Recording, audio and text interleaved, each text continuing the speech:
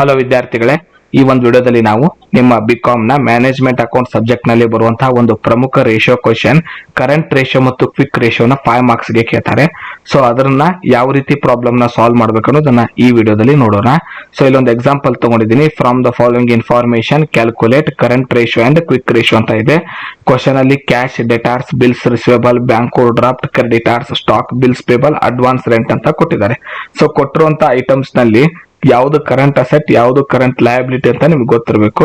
So ಕೊಟ್ಟಿರುವಂತ items ನಲ್ಲಿ ಇದರಲ್ಲಿ ನೀವು ಕ್ರೆಡಿಟರ್ಸ್ ನ ನೆನ್ಪಿಟ್ಕೊಳ್ಳಿ, ಬ್ಯಾಂಕ್ ಓವರ್ ಡ್ರಾಫ್ಟ್ ನ ನೆನ್ಪಿಟ್ಕೊಳ್ಳಿ, ಬಿಲ್ಸ್ ಪೇಬಲ್ ಬಂದಿದ್ರೆ ನೆನ್ಪಿಟ್ಕೊಳ್ಳಿ, ಹಾಗೂ ಔಟ್ ಸ್ಟ್ಯಾಂಡಿಂಗ್ ಬಂದಿದ್ರೆ ನೆನ್ಪಿಟ್ಕೊಳ್ಳಿ. So creditors, bills payable, bank overdraft ಹಾಗೂ outstanding expenses. Outstanding ಅನ್ನೋ ಪದ, ಈ ನಾಲ್ಕನ್ನ ಬಿಟ್ಟು ಬೇರೆ ಏನ್ ಕೊಟ್ಟರು ಅವೆಲ್ಲ ಅಸೆಟ್ಸ್ ಆಗಿರುತ್ತೆ. ನಾಲ್ಕು ಲಯಬಿಲಿಟಿ ಇರೋದು. ಕರೆಂಟ್ ಲಯಬಿಲಿಟಿ ಅಂತ 4ಕ್ಕೆ ಮಾತ್ರ ಕರಿತೀವಿ. Creditors, bills payable, bank over draft, out standing. So ಈ 4ರಲ್ಲಿ 3 ಬಂದಿದೆ. ಇವನು ಹೊರತುಪಡಿಸಿ ಉಳಿದಿರೋದು ಅಂದ್ರೆ ಅಲ್ಲಿ ಕ್ವಶನ್ ಅಲ್ಲಿರುವಂತ cash, debtors, bills receivable, stock, advance ಇವೆಲ್ಲವೂ ಅಸೆಟ್. ಸೊ ಇವನ್ ಬಿಟ್ಟು ಕರೆಂಟ್ ಅಸೆಟ್ಸ್ ಇದೆ. ಸೊ ಕರೆಂಟ್ ಲಯಬಿಲಿಟಿ ನೆನ್ಪಿಟ್ಬಿಟ್ರೆ ಉಳಿದಿದ್ದು ಕರೆಂಟ್ ಅಸೆಟ್ ಆಗುತ್ತೆ. ಸೊ ನಾ ಏನ್ ಮಾಡ್ತೀನಿ, cash, stock, debtors, bills receivable, advance rent ನ ಟೋಟಲ್ ಮಾಡ್ತೀನಿ. ಹಾಗೇನೆ ಈಗ ನಾನು ಹೇಳಿರುವಂತ ಲಯಬಿಲಿಟಿನ ಟೋಟಲ್ ಮಾಡ್ತೀನಿ. So current asset total, current liability total ಸಿಕ್ಕರೆ ಫಾರ್ಮುಲಾ ಹಚ್ಚಿ current asset divided by current liability ಅನ್ನೋ ಫಾರ್ಮುಲಾ ಹಚ್ಚಿ ನಾವು ಕರೆಂಟ್ ರೇಷಿಯೋನ ಕಂಡುಹಿಡಿಯೋಣ. ಸೊ ಡಿವೈಡೆಡ್ ಬೈ ಮಾಡಿದ ಮೇಲೆ ಬಂದ ಆನ್ಸರ್ಗೆ ನೀವು 1:1 ಅಂತ ಬರೀಬೇಕು. ರೇಷಿಯೋದಲ್ಲಿ ಆನ್ಸರ್ ನ ತೋರಿಸಬೇಕು.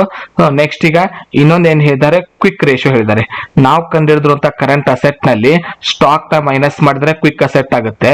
ನಾವು ಕಂಡುಹಿಡಿದಿರೋ ಕರೆಂಟ್ ಲಯಬಿಲಿಟಿ ನಲ್ಲಿ ಬ್ಯಾಂಕ್ ಓವರ್ ಡ್ರಾಫ್ಟ್ ನ ಮೈನಸ್ ಮಾಡಿದ್ರೆ ಕರೆಂಟ್ ಲಯಬಿಲಿಟಿ ಇದ್ದು ಕ್ವಿಕ್ ಲಯಬಿಲಿಟಿ ಆಗುತ್ತೆ.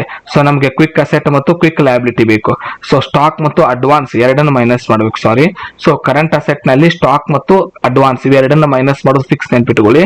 ಹಾಗೇನೆ ಕರೆಂಟ್ ಲಯಬಿಲಿಟಿ ನಲ್ಲಿ ಬ್ಯಾಂಕ್ ಓವರ್ ಡ್ರಾಫ್ಟ್ ನ ಮೈನಸ್ ಮಾಡಿದ್ರೆ ಅದು ಕ್ವಿಕ್ ಲಯಬಿಲಿಟಿ ಆಗುತ್ತೆ.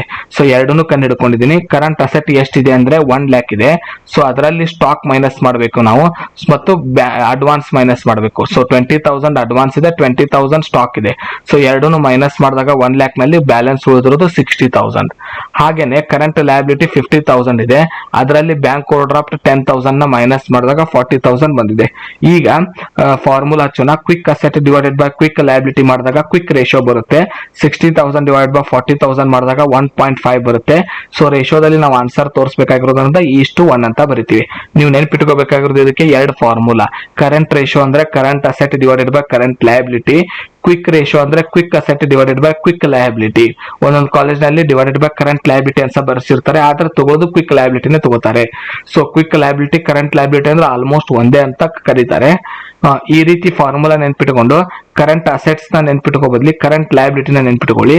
Creditors, bills payable, bank over draft, out standing ಈ 4ರಲ್ಲಿ ಮತ್ತು ಲೋನ್ ಒಂದು ಹೌದು 5. Creditors, bills payable, bank over draft, loan, out standing ಈ 5 ಲಯಬಿಲಿಟಿ ಬಿಟ್ಟು ಬೇರೆ ಏನು ಬಂದ್ರು ಕೂಡ ಅದನ್ನ ನಾವು ಅಸೆಟ್ಸ್ ಅಂತ ಕರಿತೀವಿ ಕ್ವಶನ್ ಅಲ್ಲಿ. ಹಾಗೆ ನಾವು ಕಂಡುಹಿಡಿದಂತ ಕರೆಂಟ್ ಅಸೆಟ್ ನಲ್ಲಿ ಸ್ಟಾಕ್ ಮತ್ತು ಅಡ್ವಾನ್ಸ್ ನ ಮೈನಸ್ ಮಾಡಿದ್ರೆ ಅದು ಕ್ವಿಕ್ ಅಸೆಟ್ ಆಗುತ್ತೆ. ನಾವು ಕಂಡುಹಿಡಿದಿರುವಂತ ಕರೆಂಟ್ ಲಯಬಿಲಿಟಿ ನಲ್ಲಿ ಇದ್ರೆ ಬ್ಯಾಂಕ್ ಓವರ್ ಡ್ರಾಫ್ಟ್ ಮೈನಸ್ ಮಾಡೋದು, ಇಲ್ಲ ಅಂದ್ರೆ ಕರೆಂಟ್ ಲಯಬಿಲಿಟಿನ ನಾವು ಕ್ವಿಕ್ ಲಯಬಿಲಿಟಿ ಅಂತ ತಗೊಂಡು ಆನ್ಸರ್ ನ ಸಾಲ್ವ್ ಮಾಡಬಹುದು. ಸೊ ಇಷ್ಟು ಫಾರ್ಮ್ಯಾಟ್ ನೀವು ನೆನ್ಪಿಟ್ಕೊಂಡ್ರೆ ಸಾಕು. ಧನ್ಯವಾದಗಳು. ಮುಂದಿನ ವಿಡಿಯೋದಲ್ಲಿ ಮತ್ತೊಂದು ಮೆಥಡ್ ನೊಂದಿಗೆ ಸಿಗೋಣ.